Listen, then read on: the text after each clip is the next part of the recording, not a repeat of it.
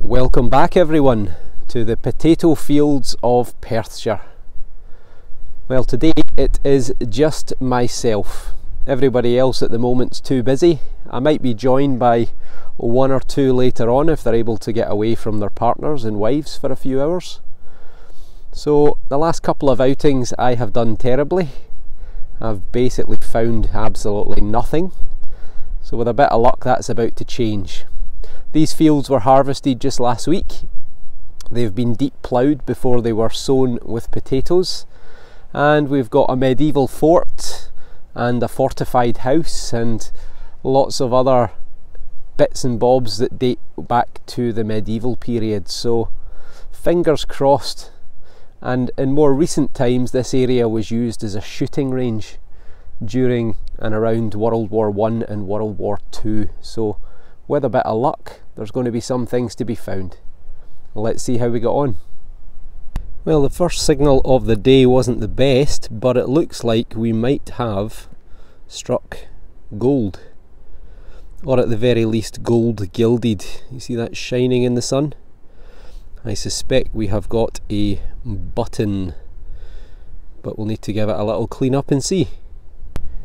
And it is indeed a button. You can see some of the gold gilding there on the back. You can see where the loop would have been. Other side though, a little bit of decoration. It's got that sort of, don't know what you would call it, almost like a patchwork design on it. I've had quite a few of these buttons over the years. I'm sure this dates to the 1700s into the early 1800s. But still, it's a bit of gold, not quite the gold I was after, but it's a good start. So this one sounds pretty decent.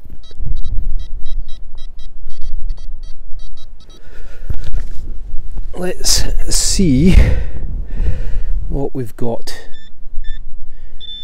Is that it there? Nope.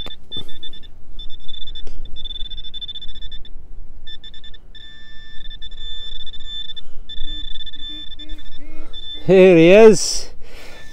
Pete's here. Here he comes, sneaking up on me. I could have killed you there, Pete.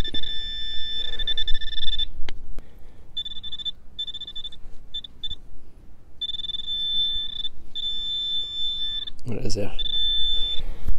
Ta-da! Looks like a thing. It's a fine thing, that.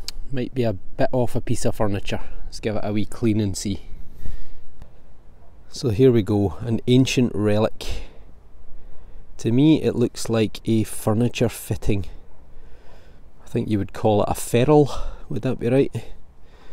In any case, I think it's off a piece of furniture. Looks like it's copper alloy, and at the end, bit of iron there. It's probably where it would have been attached to a piece of furniture. Someone who didn't want the furniture anymore brought it out into the field and set it on fire. Well, this piece didn't sound the best until it came out the hole. I suspect it was probably on its edge. And I think we've got a relic of some description. I did mention before that we are on an old military site that was in use prior to the First World War until around about the 1950s, after World War II, and I wonder if that might be part of a cap badge. Part of a regimental badge. Could that be a cross or a sword there on the right hand side? And obviously there's pieces have broken off, but because it's this pierced decoration, that's what I'm going to suggest, that that is part of a cap badge. If you've got any thoughts, let me know. So plenty of signals coming up. Here's another one.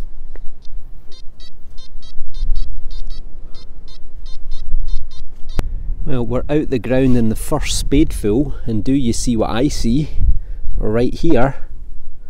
The question is, coin or button? Let's get out the wind a little bit, best as we can.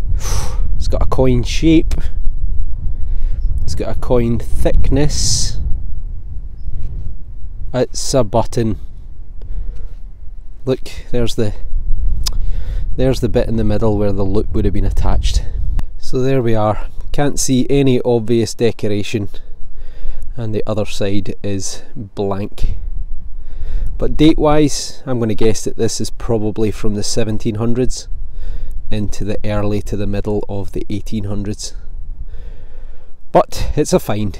On to the next.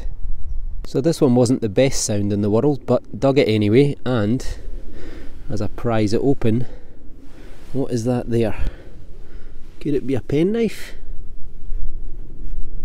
Or just a slither of metal? No, I think we've got a penknife.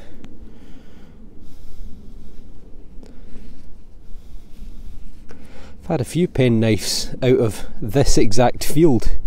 This is definitely the most modern one though.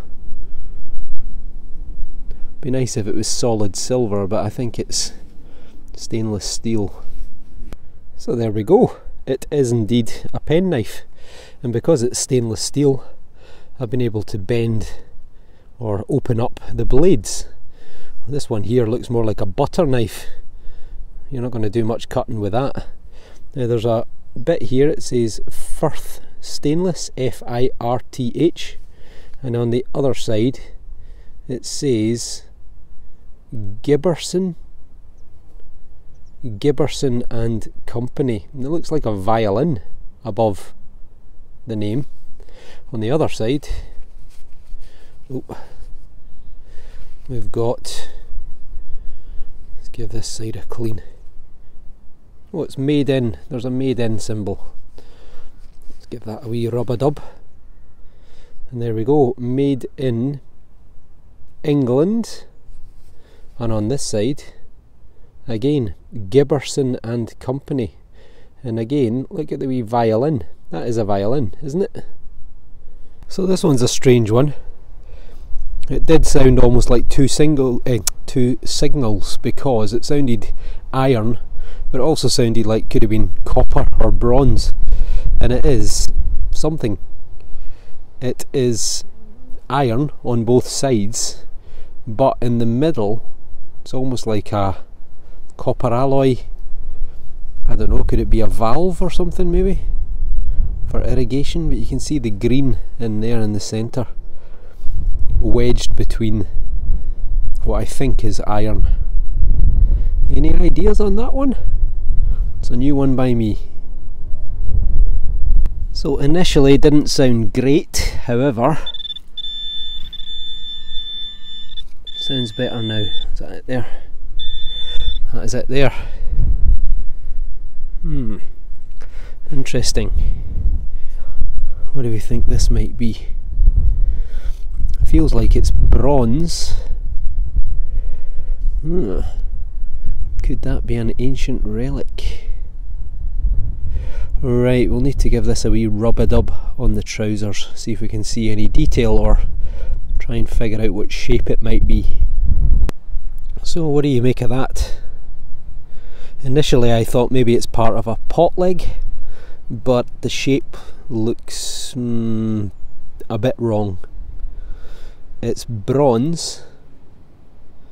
I don't know, could it be just a waste piece of cast bronze, or could it be part of an ancient Bronze Age tool or axe or something like that? Answers on a postcard. So for anyone who missed it, Pete snuck up on me earlier, a late arrival, about an hour after I started, and he says he's got 2 finds.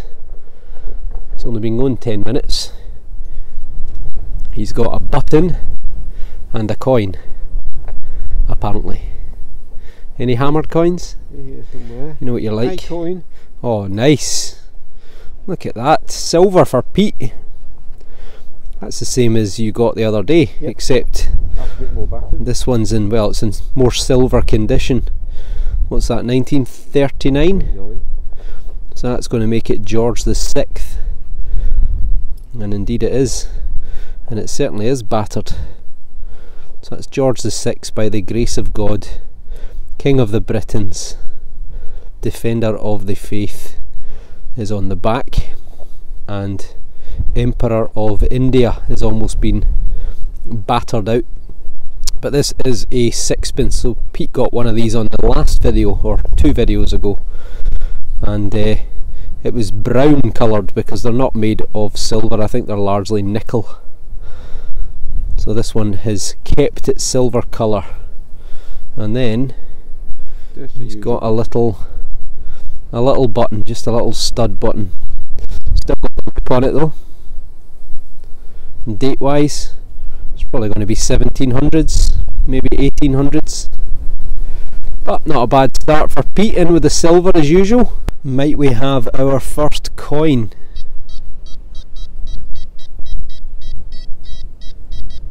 Sounds pretty good. Let's see what we get. And we have indeed got our first coin right here. It looks to be in pretty good condition. And it's George V. It's going to be a 1 penny. Just break it off of that. Oop. There we go. Probably been in that wee clod for about 100 years. Oops, and I've dropped it. And there we go. George V, 1917. Let's give it a wee rub-a-dub on the trousers and give it a clean up. So it's got a lovely patina to it. You have Georgios V de Gratia, Britannia Omne Rex Fid Def Ind Imp. George V, by the grace of God, King of the Britons, Defender of the Faith, Emperor of India. And on the back, bit worn, 1 penny, and it is dated 1917, so pushing on towards the end of World War I, which ended in 1918. Well, I'm back on the buttons, or this is possibly even a stud for leather. Might have had a bit of decoration at one point, but it's long gone. And on the back, it's partly iron, which is why it gave a mixed signal, but probably again 17 into the 1800s. So we've got the clod shot. Initially I thought that was a musket ball. It's actually a potato, but can you see what I see in there? It's definitely green. It's definitely circular in shape. Is it coin number 2? 2 in quick succession. Well, it's not coming out. There we go.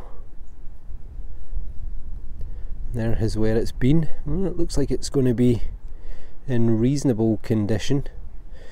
What do we think then? I'm going to take a stab at it, and I'm going to say it's a halfpenny, and I'm going to say it's either George V or Queen Victoria. So I was correct, it is Queen Victoria. You can see her there facing to the left. She's what's called the young head, so this is from the earlier part of her reign. The problem is, it's as smooth as a baby's bum. There's barely any detail. This is where Britannia would be, and even if I hold it in the sun for a second, there's almost nothing there. I can just make out at the bottom 1 and 8, so 18 something. My guess would be it's probably 1860s, 1870s, and for the size of it, it looks like a halfpenny. So let that be a lesson to you to check your holes, because I've got a signal here. Sounded a wee bit iffy, but it sounded alright. Dug it up right there, and it was a huge big lump of iron. It was about 16 inches deep. Took me ages to find. Just went to walk away, quick scan again, good signal. So I think that's what initially I was hearing. And right here, it's just popped out. And that is the remains of the impression of the coin, which is green. And that is a hope of the coin. Let's get out the wind. It looks like a penny, and it doesn't look like it's got a lot of detail on it. But let's give it a rub on the magic jumper. In fact, we might do the trousers and jumper rub-a-dub combo. So let's see how we get on. Well, there we go. That's the best I can do. This is the poorer side, and it's not a coin, it's a token. It's what's called a Perth halfpenny. These were made for 1 year. I've found a couple of these in these fields over the years, so that's how I know it. You can see P and E at the bottom left here, so that's Perth, and up here you can make out an H and an A, so that would say halfpenny. You've got this sort of laureate, is it laureate or laurel? A laurel wreath. Try and say that with a few drinks. And there's 3 lines that go across here. On the reverse, it's in a little bit better condition.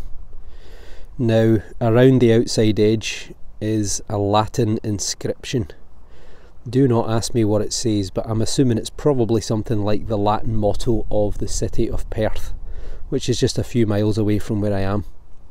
And the date is 1797, so these were made for 1 year only, and they would have been used as tokens that you could spend.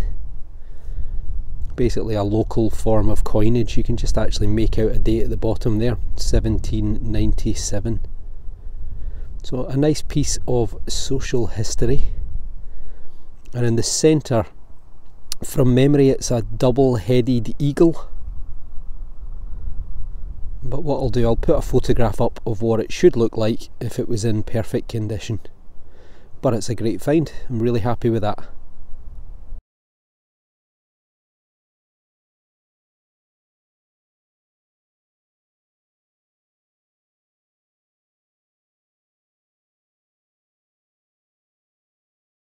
Well, I can't believe that I am on a roll. That's 3 coins slash tokens in 5 minutes, all within a few feet of one another.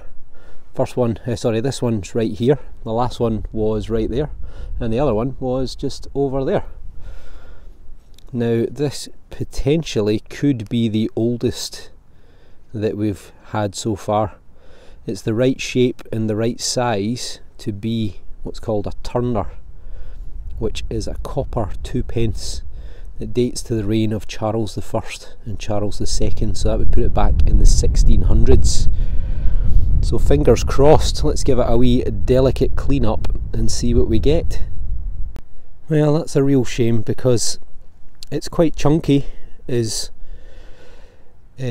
turners or tuppences go, and I was hoping that it was going to be in quite good condition.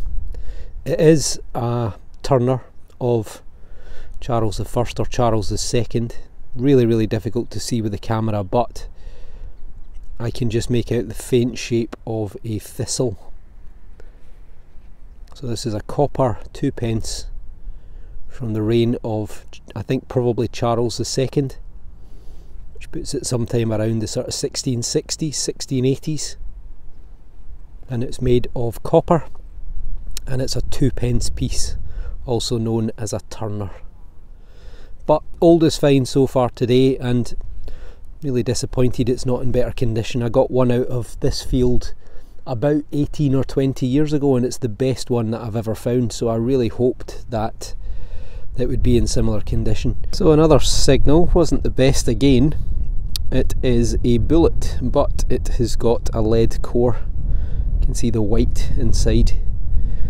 So date wise, this is probably one of the early forms of the first cartridge bullets after they moved away from muskets. So it's probably going to date sometime 1850s through to the early 1900s. Another nice find. So here's the extent of Pete's best find so far. He's got a little pistol shot for a musket ball. You can see it's impacted on something on that side, it's a bit flat. And that's from a dag, as we'd call it in Scotland. So that's one of these little flintlock pistols that you would keep in your belt. Popular with the Jacobites. Then he's got a little copper leather stud fitting, some of the leather still attached. There's the stud on the back, probably off a bridle or saddle or something like that. A little gold gild button. I've had quite a lot of these off these fields. It doesn't have any decoration on the other side, but probably dates to sometime 1780s through to the early 1800s. And then he's got a very nice button. It looks like it's got a rampant lion in the middle, and I think at the top it certainly seems to say possibly fortitude. Now it's either going to be a regimental button or it's going to be a livery button, so that would have been worn by the workers of an estate, would have worn waistcoats and jackets with all the same coat of arms of the family on them. So it would have been silvered. You can just see a trace of the silver there, but that's a nice find. And then this one here, I think this could be a fairly ancient relic.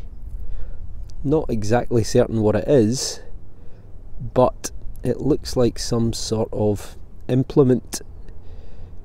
I don't know, maybe a toothpick, nail pick, some sort of cosmetic item maybe. And I think that's quite old. That could well be medieval, and I have seen them in the Roman period as well looking like that. So if you know, comment below. Well done, Pete. A very nice signal right here.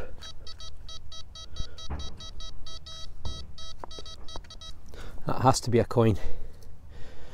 Alright, let's try and do this one-handed. Do a wee live dig. I never do enough live digs, but the potato marks the spot, I would say.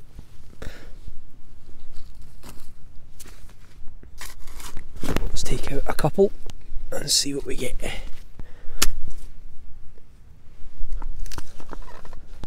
We're into a different field from earlier.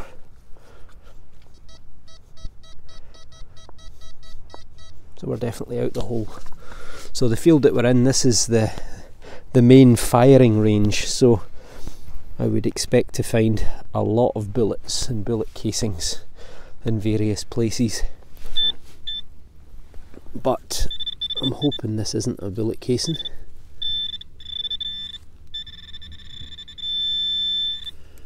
Seems to be here somewhere. Nope. Here. Nope. Here. Nope.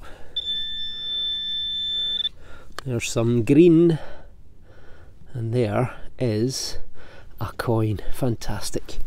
It's great when that happens, when you actually get it right. Queen Victoria maybe? Got a date at the bottom. 19... Oh no, can't be Victoria, it's too late. 1911?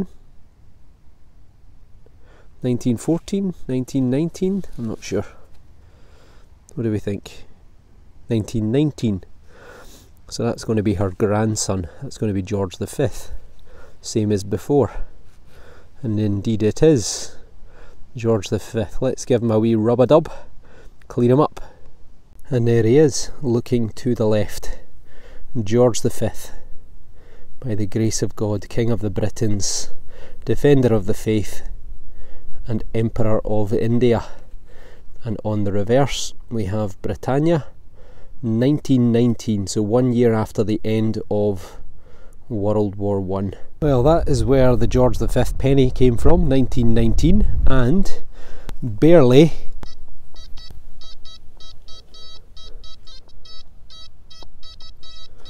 barely 3 feet away, and we've got another signal. Let's try and do another live, seeing as I was so successful last time. It does sound very similar to the last one. Could it be coin number 2 in a very short space of time? Let's see. Oop, cut the potato in half there. There goes my dinner.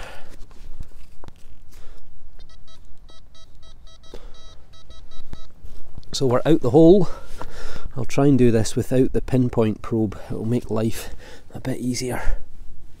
So we're not in there, but we are in here. What do we reckon? Let's split it in half. Oh, ha! I think that's it right there. Do you see that? And that doesn't look like a coin to me. That looks like foil. There it is. A great big bit of foil. So there you go, that's metal detecting for you. So first decent signal in about half an hour in this new field. Maybe I shouldn't have changed fields, but I fancy giving this one a try. Pete's doing a bit better. He's got a halfpenny or a halfpenny of Queen Victoria from the 1860s, but I've not been close enough to him yet to have a look at it, but he shouted over to say, so let's see if we've got something good. So we're out the hole on the third scoop, which means it should be over to the left. Maybe not. There we go. We're here. Oh, what do we have here, folks? A coin or more foil. There's definitely something silvery going on there. I think that could be a coin. Let's give it a wee squeeze. See if we're right. It's not easy to do one-handed. Oh,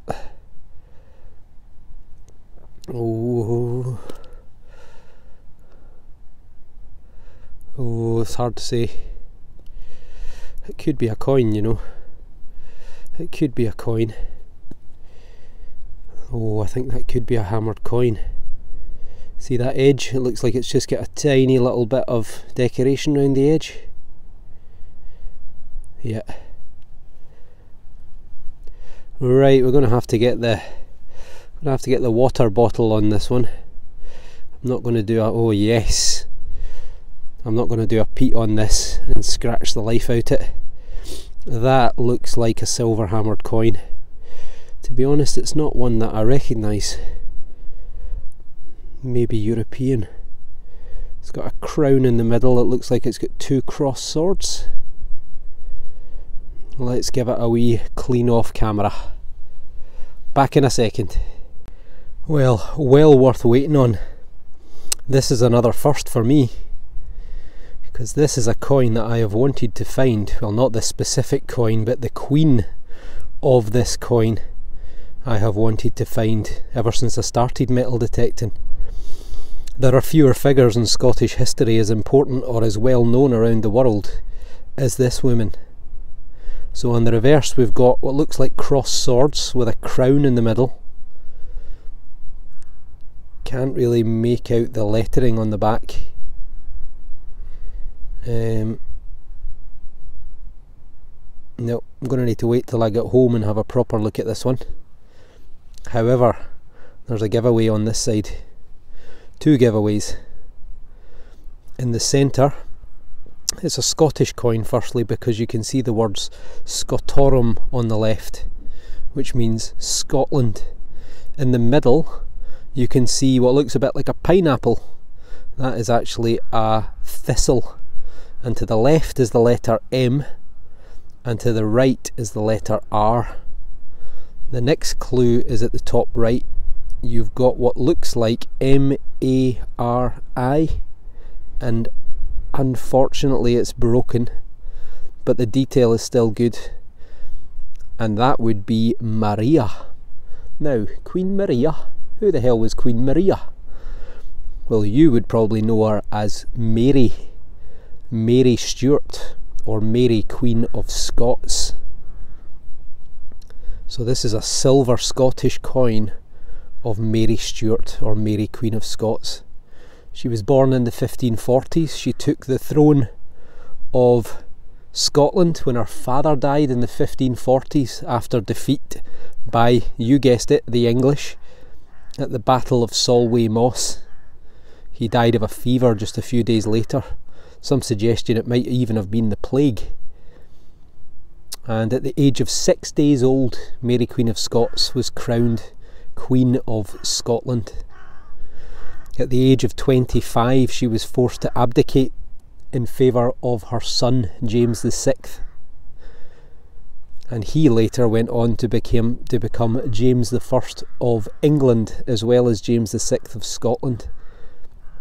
Because in 1603, Mary's cousin, Queen Elizabeth I of England, died, and she'd had Mary Queen of Scots executed, had her head chopped off at Fotheringham Castle, or Fotheringay Castle in England. And after James, her son, took the throne, he had her body reinterred in Westminster Abbey in London, I think around about 1613, so it took him a while. It took him about 10 years to sort it out. So I am over the moon with that. That is the first Mary Queen of Scots confirmed coin. I've had suspicions, I've had copper ones that I've never been 100% certain, but that is definitely Mary Queen of Scots. Probably the most important figure, or certainly the most well-known figure in Scottish history around the world. Fantastic.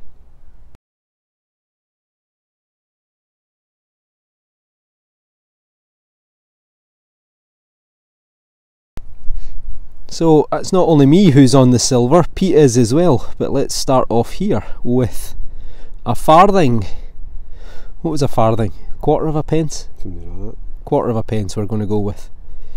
1875, so it's going to be Queen Victoria again. And there she is, young head, looking to the left. Victoria by the grace of God. Queen of the Britons, defender of the faith. A farthing. Very nice. And then he's not long just pulled this out, which is a lovely silver George V. Georgius V, by the grace of God, King of the Britons. And on the back, it's pretty worn, but it would say up here, Defender of the Faith, Emperor of India. You can see the lion with a crown on top, and it is, I think, 1 shilling. We've got a worn date, 1922. So just 4 years after the end of World War I. Beautiful. Then lastly, you got a little watch winder for winding your pocket watch. These are quite common finds in the fields, but sometimes they come with a maker's mark or a jeweller on them, but this one's just plain. Still, nice finds. Well done, Pete. Well, this is what the last 45 minutes or so has produced. Lots and lots of 303. Lee Enfield, I think is the name, isn't it? Was the standard issue rifle for the British Army during much of World War I and World War II. So we've got lots of bullet casings, quite a few bullets, and then this was spotted on the surface by me. It is a little piece of clay pipe. So they were almost disposable. You would use them on a few occasions and then you would chuck them. But that probably dates to sometime in the 17, possibly into the 1800s. And the bullets and the bullet casings, they all date to between the turn of the century, or the last century, 1900, probably through until about the 1950s. We think this firing range was still in use. So over the moon with the very, very first ever Mary Queen of Scots coin. Shame it's broken, but it's got good detail on it. So Pete's still digging away on my right hand side. There he is, right there. But nothing new for him, just the same as me, lots of bullet casings. But we are in the middle of a firing range, so that's to be expected. So thanks everyone for watching. Huge thanks for all the new subscribers and also for all the comments. Hope you've enjoyed what you've seen, and hopefully see you on the next one.